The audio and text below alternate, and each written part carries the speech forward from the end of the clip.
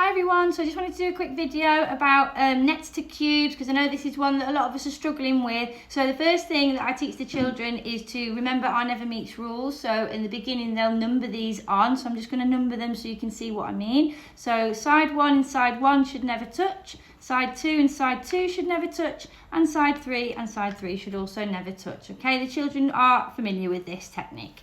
So now I want to go through my answers and see which one is possible. As you can see, they are all identical, so this makes it really tricky, okay? It's mostly about positioning. So straight away I'm looking at A. Now I know it can't be A just because here my arrow is facing that way and above it, if you will, is my circle. But in this one, my arrow is facing this way, so the circle should be below and not above, so I can eliminate A straight away.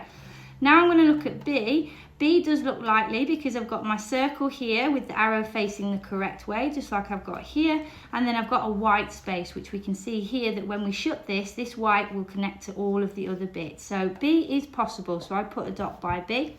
Now I'm going to look at C. C's got a grave error. C is saying that the arrow is pointing towards my circle, but we can see clearly that it's not, that it's actually above, okay? It's actually pointing to the blank space, so we can't have that one either. And they've tried to do it again. This time, instead of at the front of the arrow, they've put it at the back of the arrow, but that would mean that it would have to be on this bit. So that's not possible either. And finally, we're going to look at this one. Now, this one is possible in the sense that the arrow is pointing to a white bit, because again, this wing would come down and it would be clear, but then it's saying that above that should also be a white bit, and as we keep stressing, there is not, there is a circle, so I eliminate that and I've left myself with my answer. So that's a standard one that we tend to do.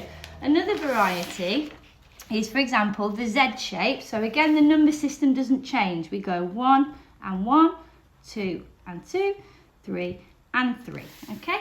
So now we're going to look at positioning. So I'm going to look at A first. Now, according to A, where this is, underneath it should be an X, and we can see that there is no X because this is a never meets rule. 3, the X, and 3, the triangle, must never touch, and here they clearly are, so we can eliminate that one straight away.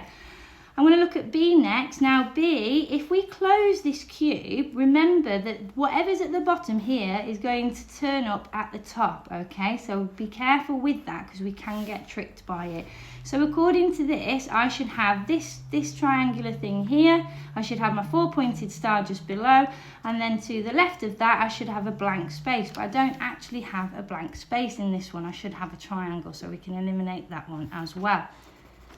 This one does look more promising because this is what I was talking about. We've got the bit here that's at the bottom would end up at the top and would be touching our 4-pointed star. And then to the left of it, we have this triangle here. So I would actually dot C just in case, because I have to be totally certain. Now I'm going to move on to D. So according to D, I've got my 4-pointed star. Then these two connected. Now they are connected here, yeah? But then when I close them down, because this is going to come on this side, and then my X would be technically on this side, on here. So it could possibly be that one as well. So I'm going to dot that one. Finally, E, I can eliminate E because this is one that catches a lot of children out. So it can be next to one white space here. So we've got 1 square, but it can't be next to 2 because we numbered this as 2 and 2. So both white bits cannot touch this bit here. So that's why I can eliminate that. And now I'm going to look to see what the difference is between C and D and see if I can work it out from there. So C, as I said to you, I'm happy with my triangle and it's pointing towards my star, and I'm happy with this bit here. All of that seems possible to me. The reason why I don't think it could be D is because what they've done is they've flipped it around. They should be on opposite sides. This should be on the right and this one should be on the left. So this was just more of a trickier one, okay? And hopefully they'll have narrowed it down at least to their 2 choices. So I now know definitely it can't be D and that my answer is C. Okay, so now we're going to look at another type which is a bit trickier to number, so this is why I want to do it, so you could see how we do it. So this would be my 1, and I can't number either of these as 1 because they would touch this one, so I have to skip that whole level and write number 1 in this one, so you can see I've created a bit of a barrier now.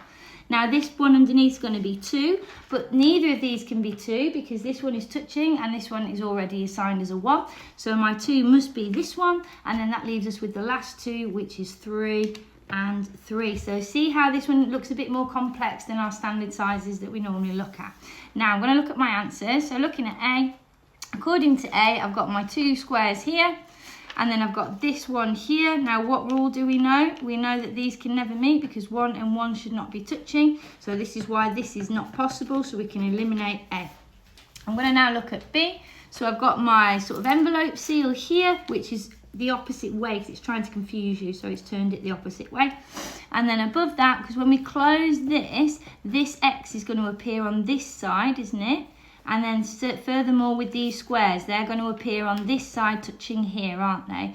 So it could be this one. I haven't found any reason to eliminate it, so we're going to dot it.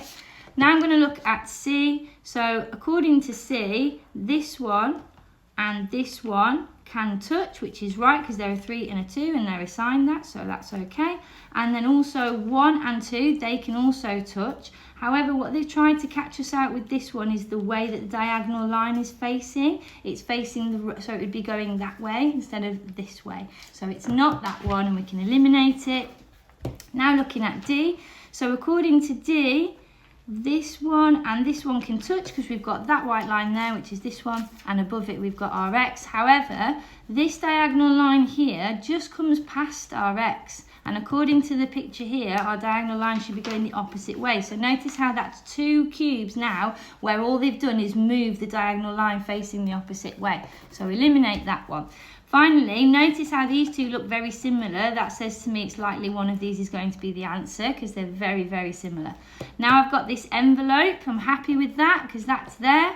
Below that I should have my 4 dots, which I'm happy with, but I'm not happy with this section here because ultimately they've moved it around. It should be facing the other way like this if I just draw it really quickly. So it's facing the wrong way. So that's a lot of the time is what they're going to do. They're going to flip it or they're going to mirror it, and that's where we get confused and we're not sure. So I would eliminate that one, and I know now that I've definitely left myself with the correct answer. So please have a go at doing these at home. Please have a go at numbering them on. If your child is struggling to see the never meets, then please do number them on, but we do stress that you do stick to times, and that would be 30 seconds per question. Thank you, bye.